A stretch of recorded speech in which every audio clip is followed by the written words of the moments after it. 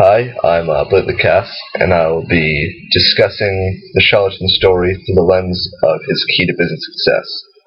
Um, to understand his success, you would first have to understand who he was and where he came from, and it's pretty much how I would give him a strong work ethic. He wasn't like a lot of entrepreneurs where they had, at least some money to get started with. His father was a blacksmith. Uh, his ancestors came from, England, didn't have anything, and he actually didn't even complete high school, which at the time wasn't necessary uh, to start a business. But he decided that his life needed to be bigger than like the small village life, and he understood that with technologies coming out, he had like a real opportunity to make something out of himself. So he set out and worked as a traveling salesman and really understood how to make sales and what customers wanted and how to talk to people. And that was really like the root of where all the success came from, was working with customers and understanding the market and what people wanted and where uh, he could make the most sales and the most profit.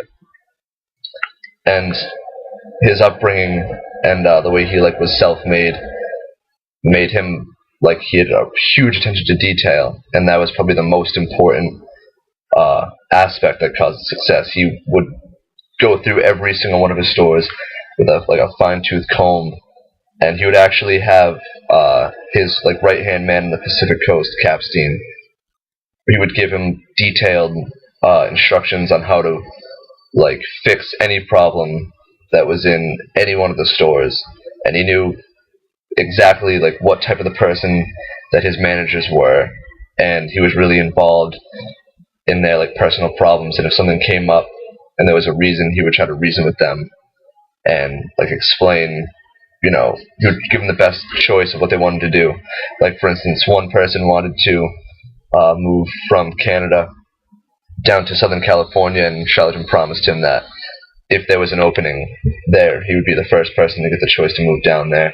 And stuff like that builds loyalty in your managers, and hopefully, tries to get rid of any dishonesty or stealing or any foul play, which the customers can sense when they have a manager that knows what he's doing and is actually competent.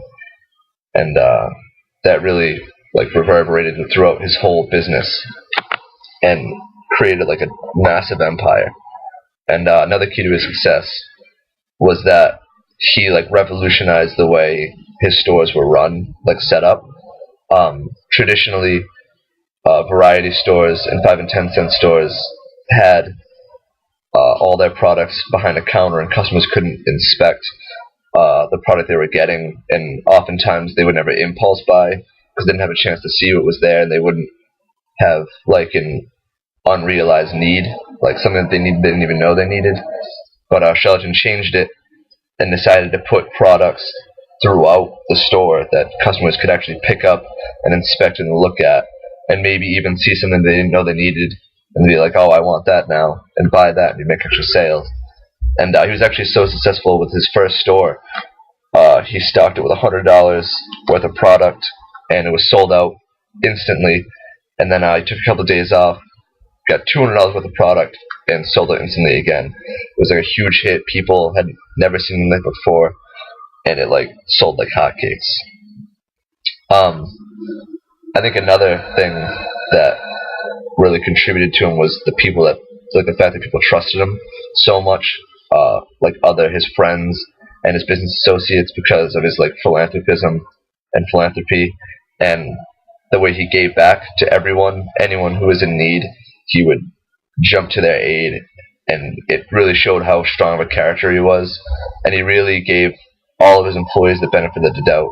No matter what situation they were in, he would be on their side until the very end. And I think his associates saw that and really trusted him, and that's how he got into like the Woolworth Company and things like that. And that's really what like set him. Once he was in Woolworth, he was pretty much set for life and could live leisurely, and that's how he like left his legacy, was from the money he made from that company. And that's really how he began to be able to like really give back to the community and give like large amounts of money to other places that like hospitals and schools that needed it. And that's really the key to Charlton's success. So thank you for watching and have a nice day.